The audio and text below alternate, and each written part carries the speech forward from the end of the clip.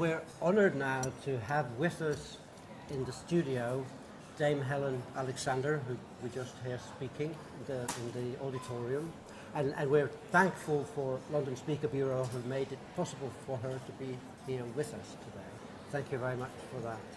And I must say, I'm not just saying this because we're on camera, I really enjoyed your presentation. Obviously, you do this all the time.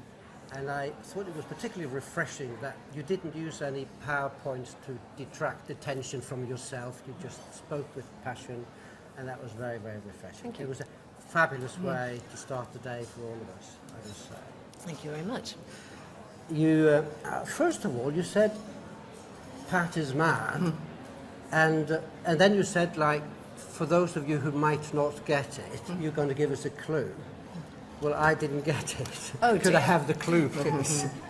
I said, tell Pat she's mad. Tell Pat she's mad.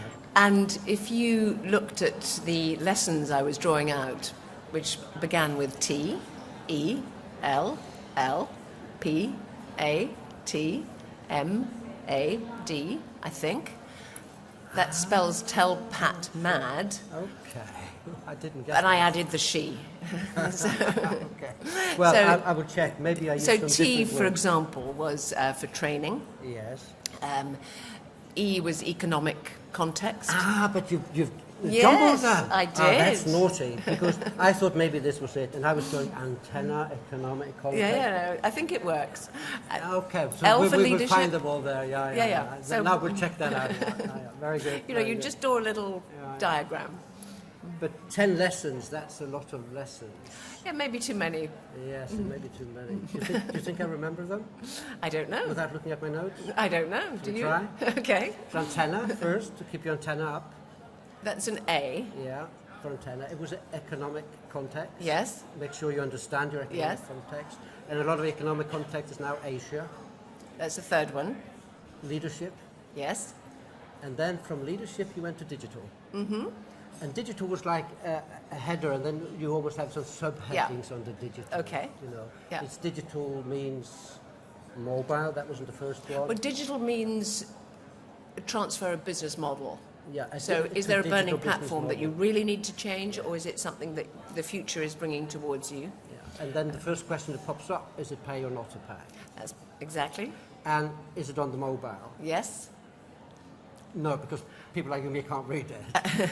Or what is mobile for your customer? What is your mobile might be different from my mobile, and the idea that actually for some people it's not really about mobile; it's about what they do at their desk. Yes. Particularly in our context of organisations, there's some which is lean back, and if you read a book or a magazine in print, that's lean back. And actually, if you're leaning forward and you are at your desk, that's some kind of transfer to the web. It's not necessarily mobile. Yeah, okay. Because transfer to the web was another one. It was. And after that came training, because I thought Yep. that connects. Yes, because exactly. Then we really start talking But it's training because I think a lot of organisations and associations wonder about training, and some of them have training arms or some kind of training relationship with a training deliverer, and actually just working out what you're best at in terms of training or delivering training, because that's a professional thing in itself. yes. We can't. I mean, you can sit and talk, and that's training, Yes. but actually, you know, the kind of training that we've become used to, which is very professionally delivered, isn't necessarily best delivered by an association. And training, of course, is about the application more than the training. The training on its own doesn't have any value, but you've got to make sure that the training is relevant. And Well, I think if an association is going to be doing the training then, or involved in it in some way, then it is about that industry or that sector or something special connected. So the one I was talking about was training leaders in a specific area about how to influence government. And actually, it's a new area where in the UK no training apparently exists. Yes. So actually delivering this is really important. look for your special niche where there's Exactly. no one else. Yeah. And if somebody says there's no training for this, you have to do it on the Yeah. job, But then there might be a clue. Then there's a clue, absolutely. And it's even worse if they say, I learned it on the job, so other people have to learn it on the job. Actually, our job is to bring people, younger people, on through, and that helps us keep relevant as well. But when we talk digital, we turn the generations a bit upside down now, don't we? Because Well, the old learn from the young now. yes, I'm not sure. Okay. That is, as a generalization, true. But the research I've done actually doesn't necessarily say that. You know, on the whole, most of the younger ones are digitally knowledgeable. Yeah. But they still read on paper. If you look at the sale, for example, of fashion magazines for young women, still very successful. Meanwhile, there are many people, particularly if they've had to do it through work, who are, let's say, over now, 50, who are extremely knowledgeable and actually, you know, so I think to think of it as generational is to oversimplify. The older are getting younger as well. Every day. And then when you mentioned events, was live events, was that primarily to make us feel better, or do you really feel strongly that live events is a key? No, certainly not to make anybody feel better, because I think if you feel better, that sounds like complacent. It's actually because this is where the value is, increasingly. I mentioned the music industry, where we've seen that. We've seen it for a long time in other ways, without necessarily calling it even an event. You know, the gathering that is 10 people over dinner on a really serious subject is an extremely valuable way for any organization to develop its main clients. And that's been in existence for a long time. Whether it then adds other aspects and physical aspects is a different thing, but that human need of interaction is absolutely clear. And I think that's interesting because many virtual events haven't worked as well as everybody thought they might. You know, virtual events, you know, how do you do it on the web and so on. But actually, if there's a reason to be there, like, for example, job seekers, and many governments are doing this now, where you have a virtual job fair, that's okay, because there's a real reason and people understand what it's about. But if it's about the antennae up in another kind of an event, that's irreplaceable, I think. Yeah. I think we all agree with you. Good. And then when we came to sustainability, and you made a comment that you think sustainability is a lot more than the planet, and you just mentioned the triple bottom line. Can we talk a little bit about the triple bottom line? Well, I said that it's more than just what used to be termed, you know, if you had the sustainability officer, they were the environmental officer who did recycling in the office. All that, So I think it's actually become a much broader picture now. And when we talk about future generations, we're actually talking largely about people and largely about social responsibility. So it's actually about having a much bigger picture than the profit, and actually making sure there are measurements there, because otherwise it's something soft and fluffy and it's beside the main event. And actually, if it's really part of the chief executive's remuneration objectives and in all parts of the organisation, then people start to measure, and what gets measured gets done. So I'm glad you're in favour of measurement. That's my business. So we have the planet, people, and profit's always been there, but I think at this Congress now we're feeling even stronger the sort of financial viability of organisations coming back into focus.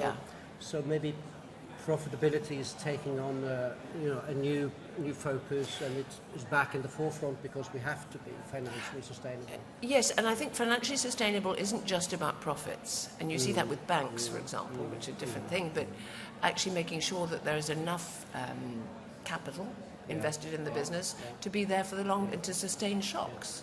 And actually, you know, if I have a business that's profitable but I have no cash, I'm not sustainable. Not sustainable. So it's more than just profit. But as I think we agree, 10 lessons is quite a number of lessons. One of my favourite authors is Gar Reynolds, and he wrote a book, Presentation Zen, and you know, you could go into his book. And he says, if the audience could remember only one thing, and then he says in brackets, and you'd be lucky, what should it be? Now, 10 is easy, 1 out of 10. I thought you might be going to ask me 3, so I was well, thinking 3. I was contemplating that, but let's go for 1 first. Actually, if I'm going for 1, I go for A, for antennae. Because I think it's actually about keeping your mind and ears and everything alert, and being big enough and confident enough not to concentrate only on you know, the job in hand, day, yeah. and all the day-to-day worries and the emails and the phone messages. That you have to do that. That's a given. But it's actually having the antennae up to see what's happening in the world and just having a sense of feel. Yeah, giving it enough priority to take the time. It's not even priority. I think it's actually about just wanting to learn the lessons from outside the organisation, not always staying inside the organisation. But for the time being, I think I remember all 10. So thank you very much. Thank you. You do remember all 10.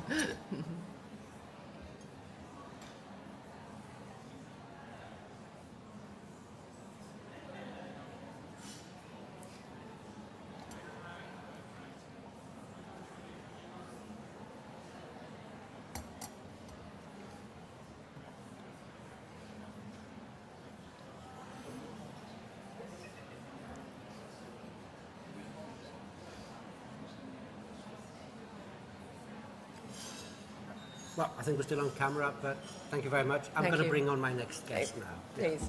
Good. Thank you very much Thank you. indeed.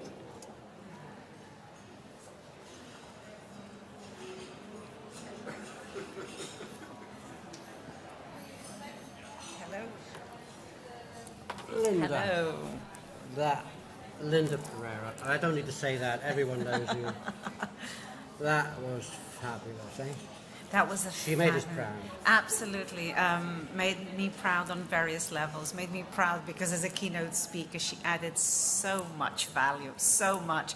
And I identified with lots of things she said, and it put into context a lot of things that I believe, but you need someone sometimes to order them and bring them into focus, especially the antennae conversation. I think it's a girl thing, I have to say, Elling. It's a girl thing. Girls just do it naturally. And also because in addition to the value that she added, it's very, for me as a woman, it's very nice to see women look at business in such an open-minded way and to be looking forward. I think, again, it's a girl thing. I think that leading associations and looking forward and being able to see what's coming over the horizon before it gets here, that's the greatest asset of a leader. Absolutely. Anyway, yesterday I loved it when you walked out to the front of the stage and you said, "Welcome to my home." Absolutely. So this is an ambition come true. This is Yes, it was the dream come true. I've been waiting for you for a year. Congress Yes, I've been waiting for you for a long time, more than a year. A year since you said yes, but 2 or 3 years before that. The first time I sat in Association Congress was a delegate, and then I moved on to speaking. But the first time I sat in the audience, I said, I've got to have this. It was just that thing, you know, I intrinsically understood the value of this debate, of this forum, that brings both sides together, the destination. And you're fortunate, you've told me earlier, that you also have a local government here who understand the value of supporting events and supporting the Association Congress in particular, or in general, do they support in general, congresses this in particular? Yeah, in general, in particular. I almost feel guilty that I can say that because it is such a rare occurrence. And as you know, I work in many destinations and I don't find this everywhere I go. Actually, it's quite rare. But I do have a local government that has, over the years, and since of this major investment in this Congress Center, 2001, increasingly learned and listened, because they learned from, listened to the community, the meetings industry community, of the value, which is more than bodies in beds and restaurants, the value that bringing meetings, knowledge events into the community, what it can bring in addition to that. And this is because they are now speaking our language, and because the new mayor was the deputy mayor before, and now he's the mayor, and he's got a long-term career in front of him, it means that we've been speaking this language for a long time, and so he's brought in lessons learned. And you're also investing in this Congress Center, yes. I understand? The Congress Center, there is a plan to expand, which is very important for us in this region, because we have grown from 15% of our all our tourism revenue being meetings to over 60%. This is and this again is because the municipality understands the value of that. We're growing as regards space, and we're growing as regards rooms, accommodation, and because we have a very human scale destination, very Compact, walkable, very compact. It is becoming increasingly popular on a European level, and the crisis has helped, because with the economic crisis, we are a very good value cost-quality ratio destination. So many, even corporates, especially the corporates, have looked at us as being a great solution. Well, I must say one thing I enjoyed by being here and staying here is that at whatever hotel you stay, and the hotel capacity is greater than the Congress capacity, and anyone can walk in the morning. Yes, absolutely. And be here. Everything is very walkable, and the hotels themselves have invested in having large meeting rooms. If you notice that the hotels also have learned to value this industry and learned to train their staff to cater for it, because it's not the same. No matter what we say, it's not the same. Your business client has a different profile, so they cater very well. They're very professional. Estoril is one thing. I'd like to know a little bit more about Linda. Oh dear. Who is this woman really? You're in Portugal, but you're not Portuguese by birth, are you? No, I'm half British, half Portuguese. I'm from England, and coming to Portugal was an accident of life, but a very good one. A very, very good one. And how long ago is that? Oh dear, if I tell you that, you can work it out. Yes, it was 27 years ago. So you came as a young girl? So I came as a recent university graduate. And do you now feel essentially Portuguese or British or confused? On the day that I can say I'm going home, and home means Portugal, I will be totally Portuguese. At the moment when I say I'm going home, I mean I'm going to London for a weekend or for but I'm actually beginning to think in Portuguese, which is that shows that yes, I'm that's home. a milestone, yes. And of course, within my profession, it's completely different. I travel everywhere, so I'm kind of, my home is wherever I'm working. I'm very adaptable. That's one of the things I love about our industry. And you travel everywhere because you have a business everywhere. Yes. How long have you been running the company, CPL? Okay, we've been around for officially we've been around for 25. I've been in the industry for longer than that, but we've been around for 25 years. It was born out of the fact that I was giving everybody else work, so I thought, well, I might as well set up the company and do it myself, because I was working in the industry but passing the work on to others through working for the government and working for Brussels, for the European Parliament. So I thought it was about time I did my own thing. And so I brought a lot of political knowledge with me, you know, the diplomatic work, the protocol work, the working on bilateral meetings, difficult, complicated people. So it was... I have a passion for complicated people, and the more complicated the better, because I think that's what makes the world interesting. That's why I love associations. And it's a big company by now. Yes. And you're not only here in Estoril. No. We work in Macau, we work in Cape Verde, we're looking at Brazil now, because we have to look over the horizon. And we're looking at Brazil now.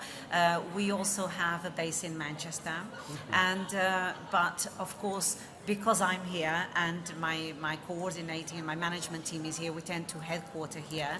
But, well, I usually say to the clients, we're wherever you want us to be.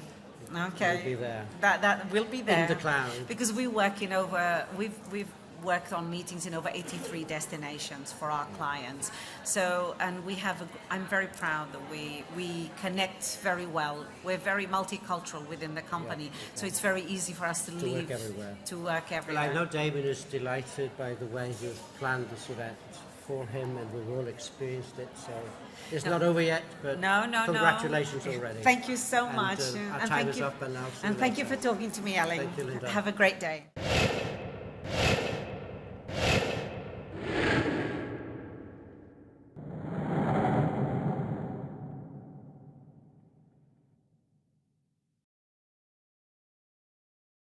It was an economic context. Yes. Make sure you understand your economic context. And a lot of the economic context is now Asia.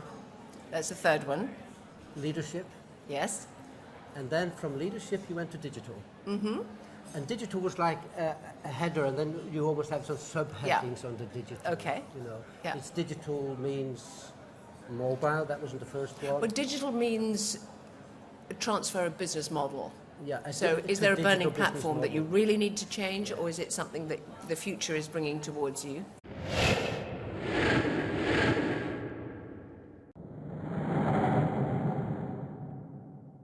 Well, we're honoured now to have with us in the studio Dame Helen Alexander, who we just heard speaking in the auditorium.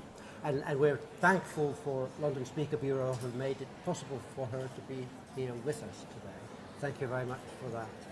And I must say, I'm not just saying this because we're on camera, I really enjoyed your presentation. Next.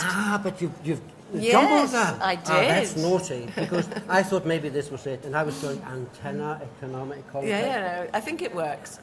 Okay, L so for we will leadership. find them all there. Yeah. So- Now we'll check that out. Very good. You know, very you good. just draw a little Yeah. diagram. But 10 lessons, that's a lot of lessons. Yeah, maybe too many. Yes, it may be too many. Do you think I remember them I don't know. without looking at my notes? I don't know. Do we you? try? Okay. So antenna first, to keep your antenna up. That's an A. Yeah. Front. I said, tell Pat she's mad. Tell Pat she's mad. And if you looked at the lessons I was drawing out, which began with T, E, L, L, P, A, T, M, A, D, I think. That spells tell Pat mad. Okay. I didn't get And I that. added the she. So, Okay. Well, So- I will check. Maybe I used so some T, different for words. example, was for training. Yes. E was economic context. You do this all the time.